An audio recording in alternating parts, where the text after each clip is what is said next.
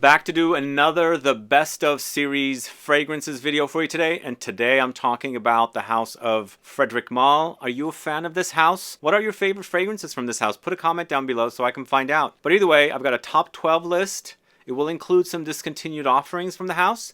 But this is the best of Frederic Malle coming right up.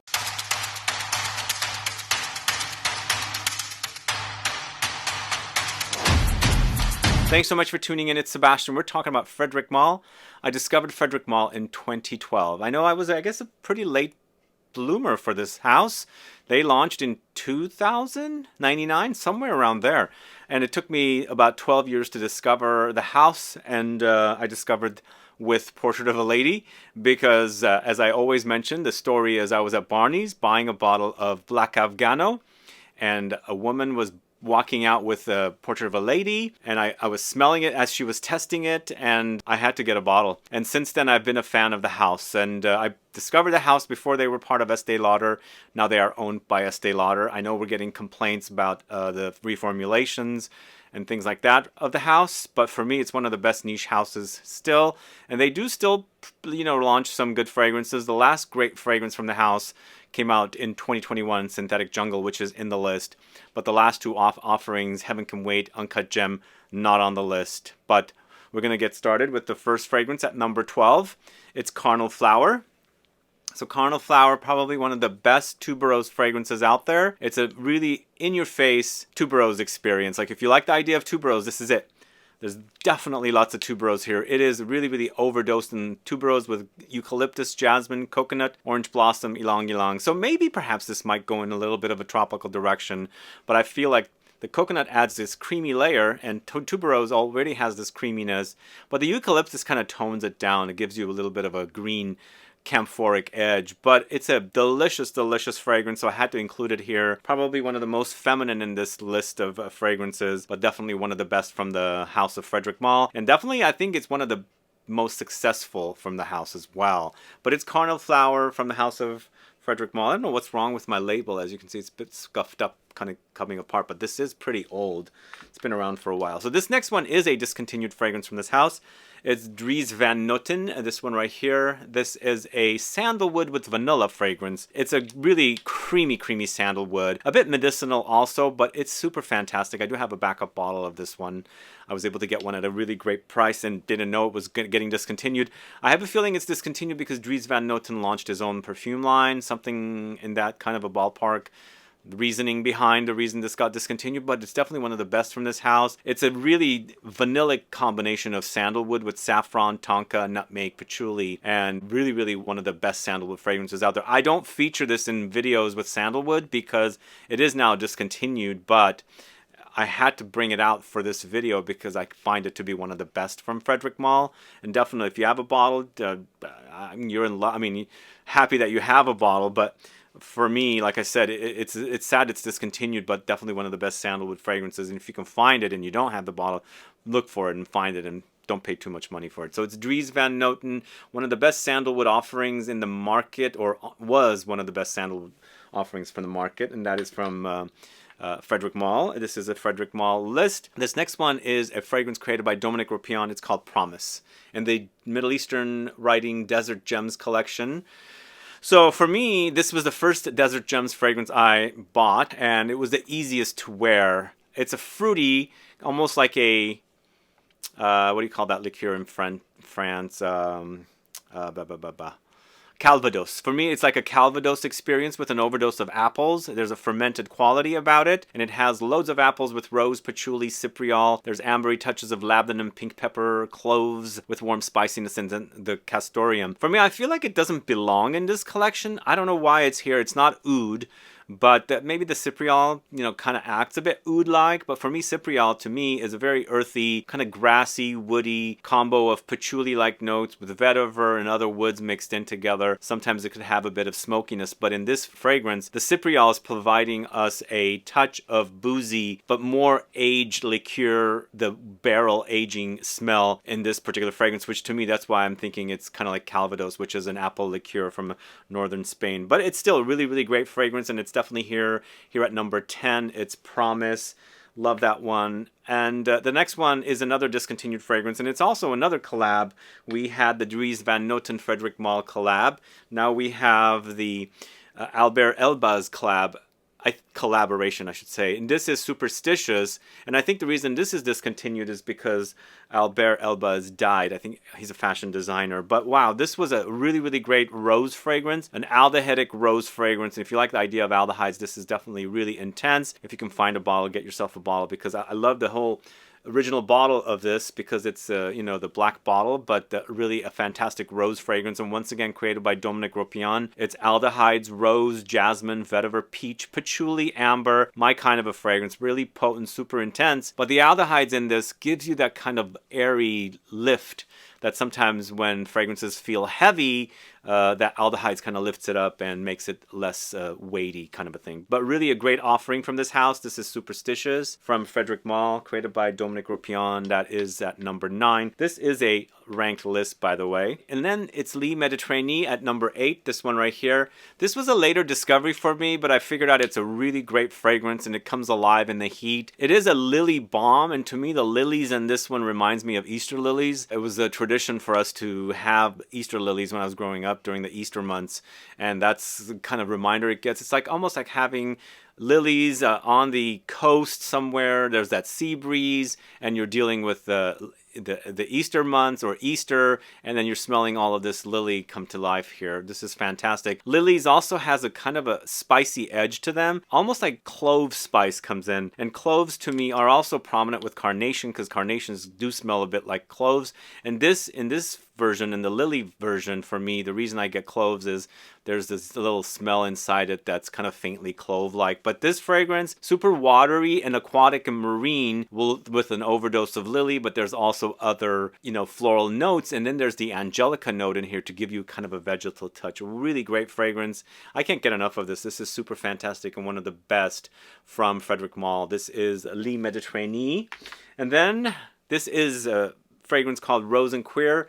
This is a fairly recent one, came out in 2019. Yeah, it came out in 2019, and a great creation by Jean-Claude Helena. It is a rose that's very, very masculine, and they're not using rose in this one. They are bringing out the rosiness of the geranium note to give you a rose that's green and aromatic and a bit vegetal, which is kind of really interesting that perfumery trickery can make things like that happen. You get rose, but it's the stems of the rose, unripened rose, green rose. It's a really fantastic fragrance. So it's geranium, black currants, leather, vetiver, rose, Sichuan pepper. But again, I feel like the rose is not necessarily really the rose they're using. From what I've read, it's basically geranium giving you like a rosiness. But fantastic fragrance, Rose and CUIR from the house of Frederic Malle.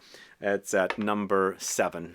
Okay, as I'm counting down the list of Frederic Malle fragrances, you might not find your favorite fragrance in the main. I have a bonus section of some also great offerings that did not make the top 12.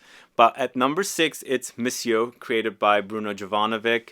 Definitely a patchouli bomb, but more oily, greasy kind of a take on patchouli. Really, really intensely, almost like car mechanic, car interior, engine grease kind of a patchouli. If you like that sort of thing, definitely check this one out. But it's loads of patchouli, incense, rum, cedar, clementine, amber, musk, and vanilla. It's one of the roughest patchouli fragrances that I have. I find it a bit challenging to wear this one, but I love it. I love the smell. And if you like the idea of car grease and oil and patchouli together, definitely check out Monsieur. Apparently it's the male answer, the portrait of a lady, but there's no rules. I mean, a woman can totally pull this one off. But again, if you like that idea of oily, greasy patchouli, try Monsieur from the house of Frederic Malle, created by Bruno Jovanovic. Then we're moving on to another Dominique Ropion creation. This is the Night. This is the fantastic oud fragrance, 100% natural oud, and an oud overdose. It's a bit animalic, and there's a bit of funk here, and it's rose, saffron, again, 100% natural oud, frankincense, and sandalwood. It's super, super amazing, very long-lasting. Little goes a long way, but overly priced. Really, really intensely priced. But man, this stuff is really, really amazing. That's one of the best. If you can get past that kind of animalic touch, definitely try it. And the thing with this one is also you can layer it with Portrait of a Lady to give you that kind of an oud funk with Portrait of a Lady, because it's created by the same perfumer, Dominique Ropion, and there are similar notes in both, and you can complement one another, and you got kind of like a, you know, the oud funky animalic oud and the night combo with the Portrait of a Lady. So this is the night, one of the best oud fragrances out there, all natural, 100% natural, and it's a to die for fragrance. It took me a while to warm up to that one also. It's a bit challenging, I do have to say, but I absolutely love it now. This next one at number 4 is the latest, one of the latest that's in this list that launched by Frederic Malle. It's Synthetic Jungle from Frederic Malle, created by Anne Flippo. Instant love with this one and the greenness, and it wears so beautifully on me. It's a green balm, galbanum, basil, blackcurrant, oak moss, patchouli, hyacinth, lily of the valley, almonds, and ylang ylang. Kind of tropical, but very green. It's like a lush, humid garden of overgrowth of green vegetation. The galbanum takes over. It's quite bitter and intense, but all of the notes together with the floral notes of the green touches. The hyacinth is green, lily of the valley is green, the blackcurrant, the basil, all green stuff, and then some tropical floral notes thrown in as well. Super, super amazing. Absolutely love it. If you like fragrances like Lamberdon Low and, you know, green fragrances like that, you might really dig this one. But Synthetic Jungle from Frederic Malle, super amazing. Next, it is at number 3. It's Musk Ravageur. Musk Ravageur is also really great. You know, the fragrances have been changed. I do notice that there are some differences. This particular fragrance under Estee Lauder, to me, was a little more musky. Now it's gotten more gourmand. But still, I love gourmands, as you know already, and I do enjoy this one. There's that faint muskiness that's in here. But it's vanilla, musk, cinnamon, lavender, sandalwood, amber, patchouli for a really delicious, intoxicating fragrance. If you want to make this more musky, you can add something like Marlou's CUIR, layer it together, because it'll bring out the muskiness that's in here, because the CUIR is definitely very, very musky, but super amazing. Musk Ravageur still is great today, just a bit more gourmand, and that's from Frederic Malle at number 3. Number 2 is Julienne Rasconet creation, The Moon at number 2. Man, I love this. This is one of my favorite fragrances that's created by Julienne Rasconet. Absolutely love it, and it's the final Desert Gems fragrance. And there's 3 on the list, and Dawn is missing, sadly, off the list because I didn't really care for Dawn. But this, to me, is raspberries, lychees, saffron, olibanum, which is frankincense, Turkish rose, oud, and leather. It's one of the best fruity oud fragrances, recently featured in an fruity oud fragrances video. And to me, it doesn't wear very heavy. If sometimes oud fragrances come off very dense, heavy, weighty, overwhelming, this one has this ethereal quality about it with great longevity, and it smells super fantastic. So a great, great offering from this house. Pricey once again, but definitely a solid offering created by Julienne Rasconet for Frederic Malle. It's The Moon. And then I think you guys have guessed the number 1 fragrance. It's the fragrance that actually put this house on the map. For me, it's Portrait of a Lady at number 1, created by Dominique Ropion. So yeah, 2012 is when I discovered this.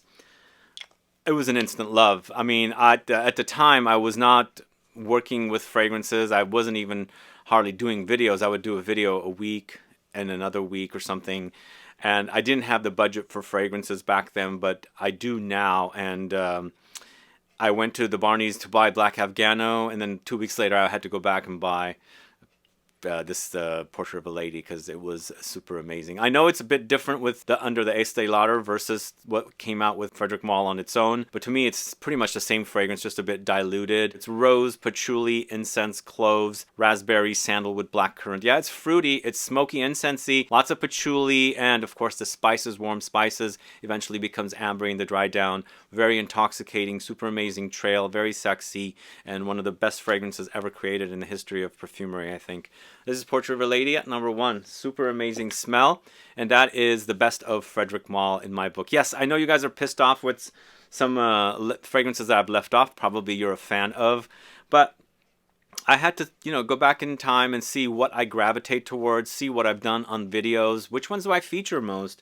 And these are the ones that I really enjoy, that I feature quite often or frequently. The rest of them I enjoy, and I'm going to let you know some in the bonus section. But for me, this is the best of the best with 2 discontinued fragrances. If you can get your hands on the discontinued ones, if you've been wanting them, try. Don't pay an arm and a leg. Probably they're not worth getting for that expensive price. But I do enjoy those fragrances as well, and that's why I had to put them on this list. But either way, guys, thanks so much for watching today's video on the best of Frederic Malle. Let me know what your favorites are from Frederic Malle, and let me know which brands you want me to do after the Frederic Malle house. I'd like to find out. But either way, thanks so much for watching. Please like this video. Please share it. Follow me on Instagram and Facebook, and I'll be back with more videos very soon. Have a good one. Goodbye.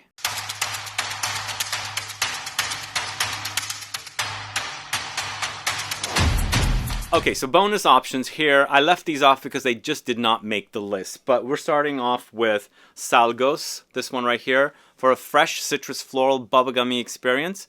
I like it. It could have probably ended up in the top 20, but it's not on the top 12 best of. But super fresh fragrance created by Fanny Bal, who seems to be an expert doing orange blossom neroli fragrances. So that's Salgos. French Lover, yes, I think it's a great scent. Just didn't make the top 12. I think it has a cult following. It's a green, bitter, vegetal fragrance, powdery at the same time, and very classy, but just didn't make the list because I prefer Synthetic Jungle a lot more than this. And it's also much more potent on my skin and works a little better. So Outrageous, created by Sophia Grossman. It's a great freshie. Once again, it was an exclusive for Barney's for a long time. Then I think it became everywhere. It used to come in a different bottle, and now it's here. It's kind of a tropical and musky take on like a Brazilian cocktail, but very fresh, a bit fruity and molecular at the same time. So Outrageous from the house of Frederic Malle. This is not a ranked part. Then Cologne Indelible from Frederic Malle, created by Dominique Ropian. It's a really, really nice cologne-like citrus fragrance created by Dominique Ropian. It's a really long-lasting one for a freshie, but I wouldn't call it a beast mode or anything. For when you compare it to other fresh citrus neroli kind of fragrances, it does have good staying power and it smells great. Just didn't make the top 12, obviously. So it's Cologne Indelible. And then we've got Rose Tonnerre. And Rose Tonnerre is what used to be called UNE ROSE. It's a great, great rose fragrance. Really, really great. Super jammy, super delicious, a bit wine-like. So what's going on? I don't know why they changed the name of this. Was there some kind of a weird trademark thing that came up from what I heard from retailers? But still, one of the best, just didn't make the list. I have a signed bottle by Frederic Malle of the original UNE ROSE.